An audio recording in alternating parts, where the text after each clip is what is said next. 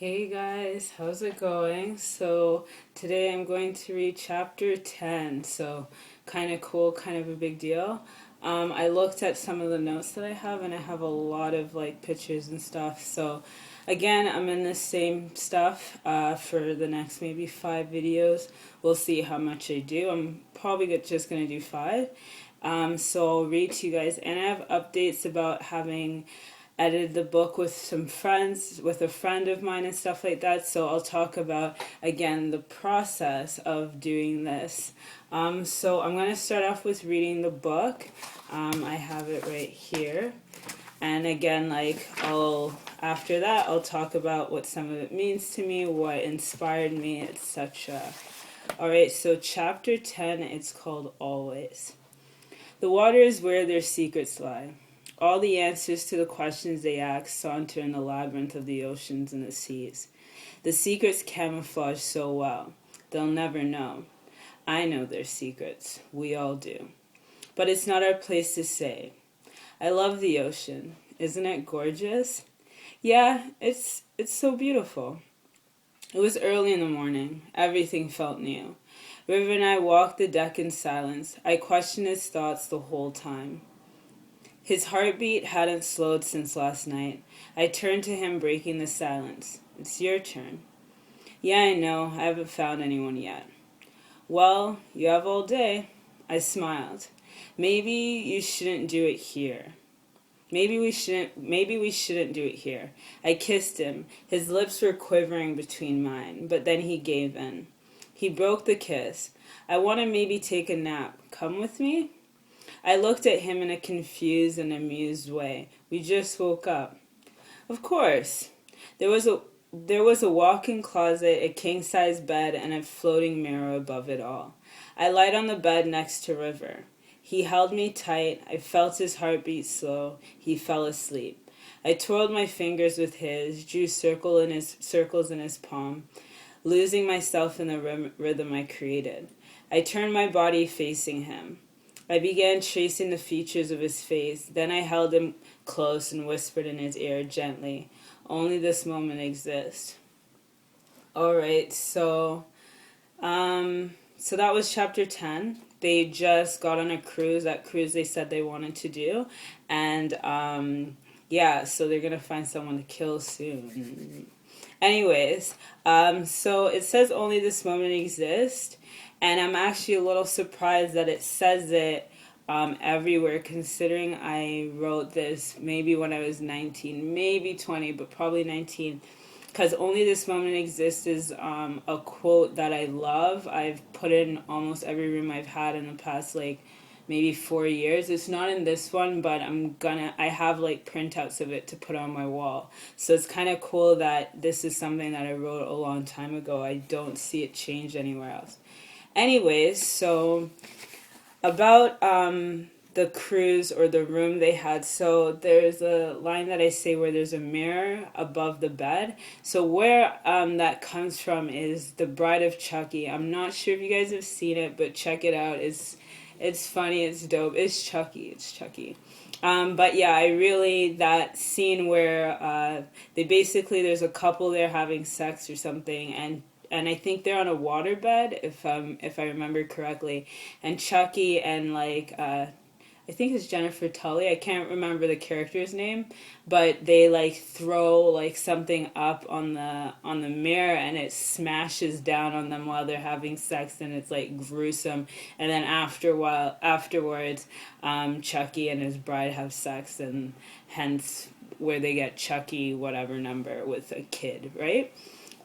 So yeah, really weird. But anyways, I really like this scene of the mirror above the bed, so I came up with it. And I found a picture in a magazine, and this is kind of how the room looks to me. I have a little sticky note on it, but it looks like this to me. So yeah, really extra, a cruise, something really neat, a hotel room almost.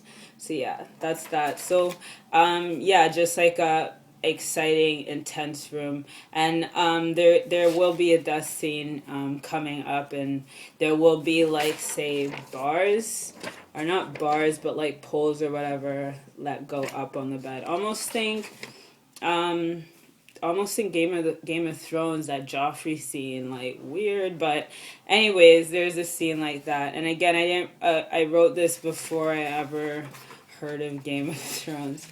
But also some things is that I wrote is I always kind of mess with the sea and the ocean. I'm not too sure how that like works.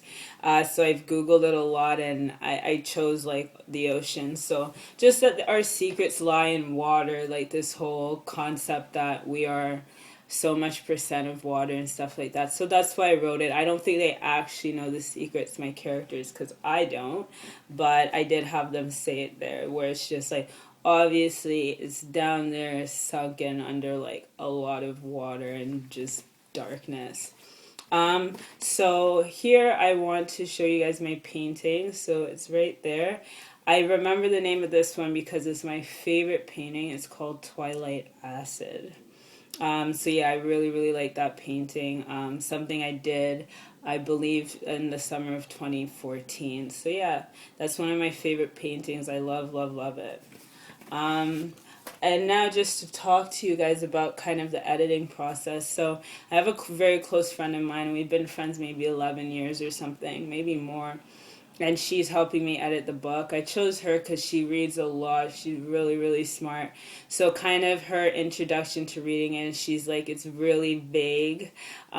Just like the fact that I didn't say their names for a few chapters, and kind of, especially that scene where Eowyn's kind of rude to River in chapter 4 and stuff like that. So it is kind of interesting to be in the position where someone's kind of giving you criticism, and it is a little hard for me because like in my head I'm like, no, there's a meaning for all of this. But something that's really, really nice, or something that's really, really dope to think of, is the fact that someone's even helping me, and I'm not paying her or anything like that. So at the end of the day, that's kind of like what it all comes down to, and the best part of it is that she's even taking the time to look at it.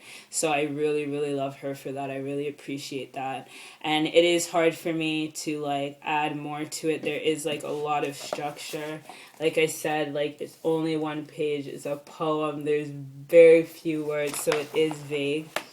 And it is stream of thought. Like I wrote this more or less most of my time in university, so it's kind of based on like certain feelings or experiences I've had in just poetry, and then I made it somewhat a story. So I think what she wants me to do is add like a lot more content into it.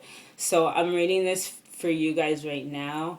I'm assuming that when I'm completed the editing process, it will look very different from this, almost like an evolution of something. But again, like I said, it's really nice that she's taking the time to look at it for me. So that's really dope.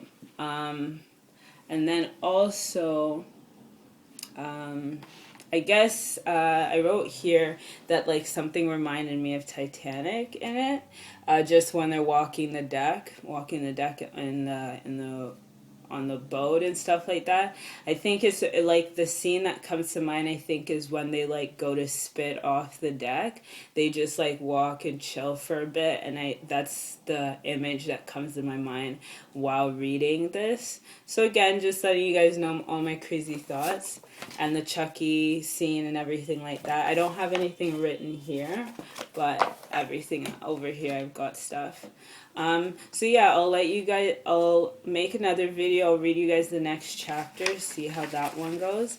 And yeah, I'll tell you guys a tiny bit more about where I'm going with this story, what it means, and like how this editing process is going for me. Again, nothing too huge, but a beginning, more or less. Alright, so thank you. Yeah, I'll see you guys in the next video, and there will be a new painting. I'm gonna go do that right now. Okay, thanks. See you guys.